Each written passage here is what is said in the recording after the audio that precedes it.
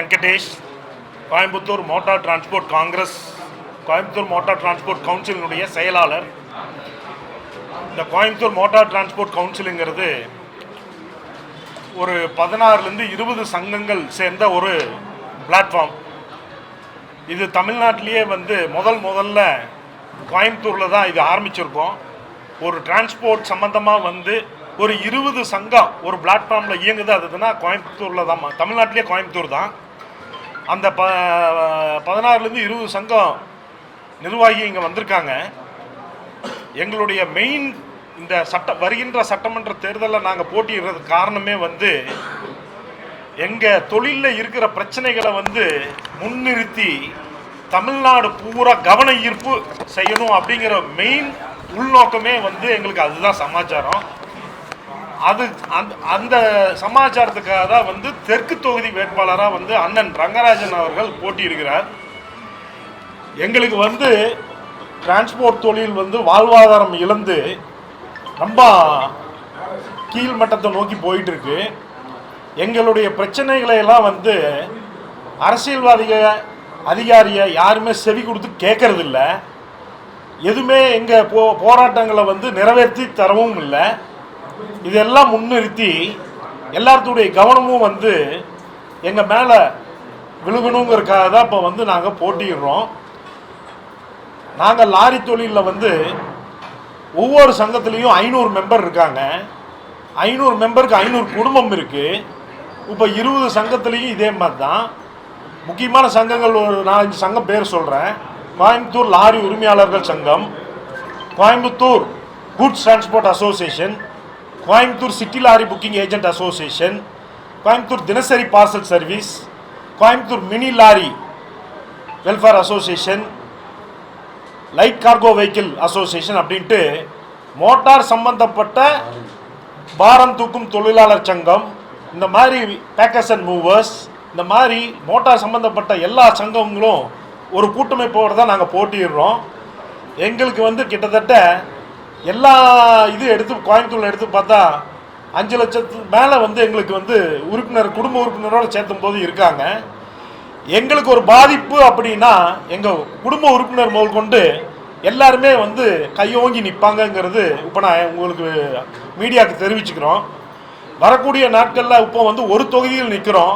இன்னும் வரக்கூடிய நாட்களில் தமிழ்நாடு மாநில சம்மேளன தலைவர் அண்ணன் தன்ராஜ் அவர்கள்கிட்ட நாங்கள் ஒரு கோரிக்கை கொடுக்க போகிறோம்.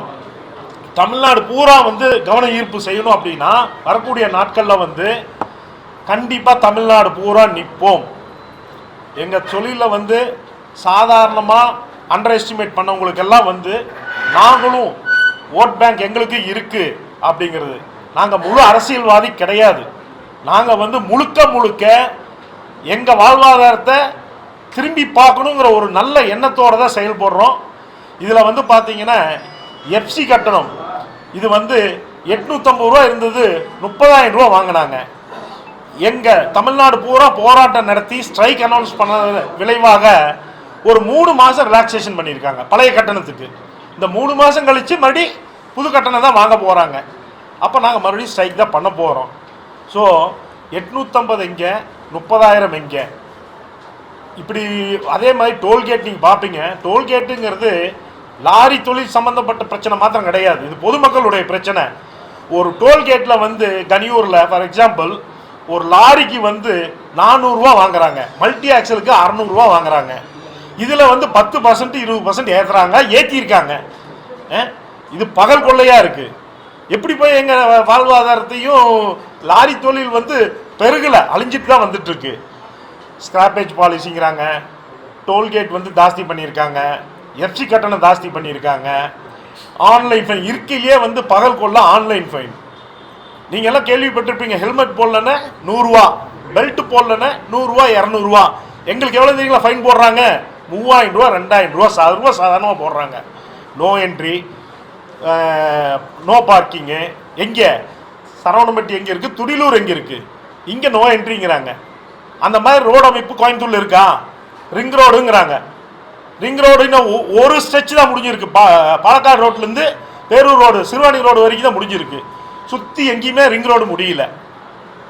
வழி ஏற்படுத்தியும் தரல, வழி ஏற்படுத்தி கொடுத்துட்டு உள்ளே வந்தால் கூட ஃபைன் போடலாம். வழியை ஏற்படுத்தி தரல, ஃபைன் வந்து அப்நார்மல் ஃபைன் 3000 ரூபா 2000 ரூபான்னு. இதெல்லாம் வந்து வண்டி லோக்கல் லாரி ஓடிச்சுன்னா 1500 ரூபா மிச்சமாகும். செலவெல்லாம் போக 1500 ரூபா மிச்சமாகும். 3000 ரூபா ஃபைன் போட்டால் எங்கே போய் கட்டுறது? எல்லா தொழில் செஞ்சு எல்லா குடும்பமும் வாழட்டும், லாரிக்காரன் நாசமாக போகட்டும் அப்படிங்கிற மாதிரி தான் நடந்துட்டு இருக்கு. இதெல்லாம் முன்னிறுத்தி தான் நாங்கள் வந்து ஒரு வேட்பாளரை இறக்கியிருக்கோம். இது வந்து முழுக்க முழுக்க கவன ஈர்ப்பு. தயவு செஞ்சு மற்ற சங்கங்களும் சரி, மற்ற கட்சிக்காரங்களும் சரி, பொதுமக்களும் சரி, எங்களுக்காக குரல் கொடுங்க. உங்களுக்காகவும் குரல் கொடுக்கறதுக்கு தான் நாங்கள் இங்கே உட்கார்ந்துட்டு இருக்கிறோம். தயவு செஞ்சு வரக்கூடிய நாட்களில் தயவு செஞ்சு பாருங்க, நாளைக்கு வந்து இந்த தொழிலே இல்லாமல் போயிடும். அந்த மாதிரி லாரிக்காரங்க தான் வந்து ஒரு நாட்டினுடைய முதுகெலும்பு. காரணம் என்னென்னா, each and every product by transport தான். டிரான்ஸ்போர்ட் இல்லாமல் ஒரு அணுவும் அசையாது. டிரான்ஸ்போர்ட் தான் முழுக்க முழுக்க வந்து முக்கியமான காரணம். அந்த முக்கியமான தொழிலுக்கு தயவு செஞ்சு ஆதரவு கொடுங்க.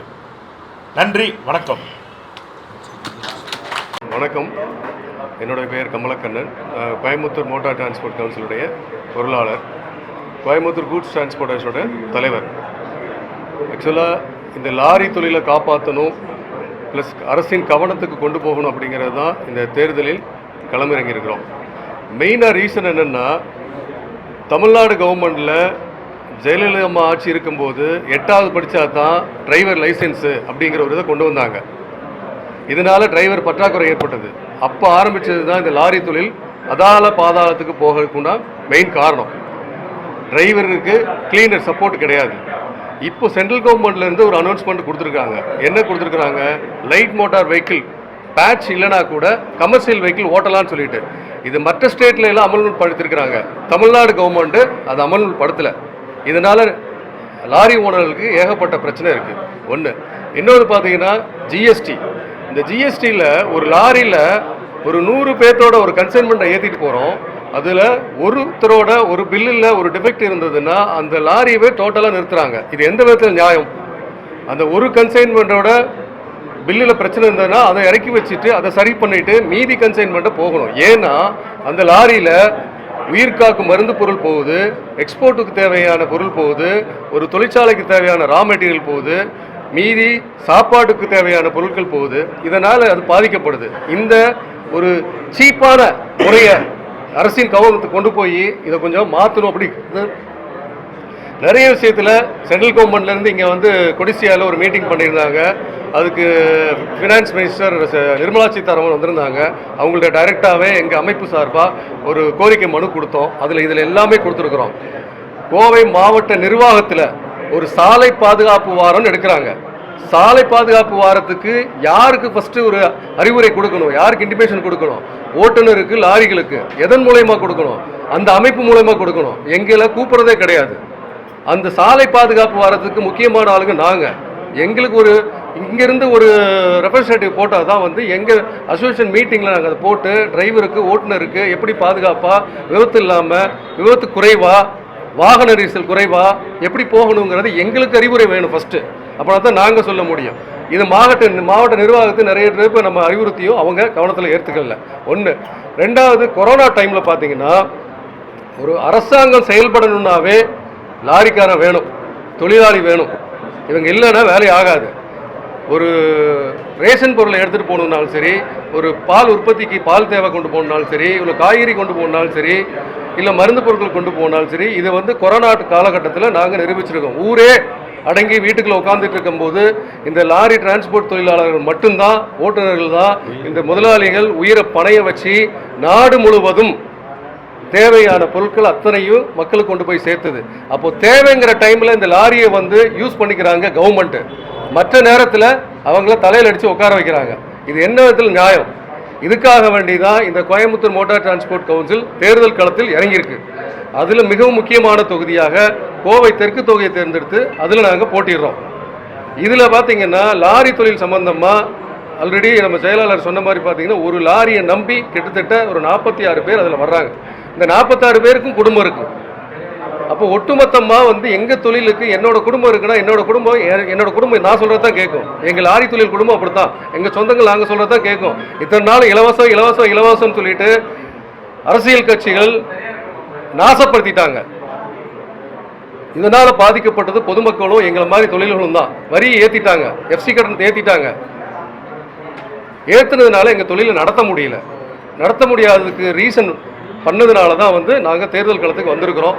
தேர்தல் களத்தில் பொதுமக்களோட பிரச்சனையை கம்பல்சரி நாங்கள் பொதுமக்கள்கிட்ட கொண்டு போய் என்ன நியாயமோ என்ன தேவையோ மக்களுக்கு, ப்ளஸ் எங்கள் தொழில் சார்ந்த லோடுமேனு ப்ளஸ்ஸு டிரைவர்ஸு ப்ளஸ் வந்து ஒரு வாகன மெக்கானிக்கு இவங்களுக்கு எல்லாத்துக்குமே வந்து தேவையான ஒரு உதவிகளை பண்ணி கொடுக்கணும். பொதுமக்களுக்கும் தேவையான உதவிகளை பண்ணி கொடுக்கணும். கோயம்புத்தூர் சிட்டிக்குள்ள பார்த்தீங்கன்னா சவுத் இந்தியாவின் மான்செஸ்டர் கோயம்புத்தூர். இந்த சவுத் இந்தியாவின் மான்செஸ்டர் கோயம்புத்தூரில் பார்த்தீங்கன்னா ஒரு பார்க்கிங் வசதி கிடையாது. ஒரு டிரான்ஸ்போர்ட்டுக்குன்னு வெளியில் நகர் கேட்டிருக்கோம், டிரான்ஸ்போர்ட் நகர்னு கேட்டிருக்கோம். இது வரைக்கும் அலக்கழிச்சிட்டு இருக்காங்க, வந்து இது வரைக்கும் கொடுக்கவே இல்லை. ஒரு 20 ஆண்டு கால கோரிக்கை இது. கோயம்புத்தூர் சிட்டிக்குள்ள இந்த சவுத் சிட்டியில் மெயின் கவர்மெண்ட் கருவூலமே அங்கே தான் இருக்குது. இங்கே பொதுமக்கள் ஒன்று சேர்ந்து வரணும்னா ஒரு பார்க்கிங் வசதி இல்லை, 2 வீலர் பார்க்கிங் இல்லை, ஒரு ஆட்டோ பார்க்கிங் இல்லை. இதெல்லாம் ஏற்படுத்தி கொடுக்கணுமா இல்லையா? நகரம் இருக்க பெருசாகிட்டு போயிட்டே இருக்குது. வெளிவட்ட சாலை அதே மாதிரி தான் பாருங்கள். வெளிவட்ட சாலை ரிங் ரோடை வந்து ஆமை வேகத்தில் போயிட்டு இருக்கு. இதை வந்து சீக்கிரமாக துரிதப்படுத்தி இந்த பணியை சீக்கிரம் முடிச்சு கொடுத்தா தான் சிட்டிக்குள்ள வாகன நெரிசல் குறைக்கும் அப்படிங்கிற கோரிக்கையும் வச்சுட்டு இந்த டிரான்ஸ்போர்ட் தொழிலுக்குன்னு ஒரு நலவாரியம் வேணும் அப்படிங்கிறதையும் இந்த நேரத்தில் தெரிவிச்சுக்கிறோம். இதுக்காக களமிறங்கக்கூடிய எங்களுடைய வேட்பாளர், சவுத் தொகுதி வேட்பாளர் திரு ரங்கராஜன் அவர்கள் கண்டிப்பாக குரல் கொடுப்பார். பொதுமக்களும் வியாபாரிகளும் இதற்கு ஆதரவு தெரிவித்து இந்த கோவை நகரத்தை தெற்கு தொகுதியை ஒரு முன்மாதிரியாக சட்டசபையில் ஒழிக்க வைக்கணும் அப்படிங்கிற ஒரு கோரிக்கையை வச்சு தாழ்மையுடன் கேட்டுக்கொள்கிறேன். இதை வந்து நீங்கள் பத்திரிகையாளரும் ஊடகவியாளர்களும் பொதுமக்கள்கிட்ட கொண்டு போய் சேர்ப்பீங்க அப்படிங்கிற ஒரு நம்பிக்கையோட தெரிவித்துக் கொள்கிறேன். நன்றி, வணக்கம்.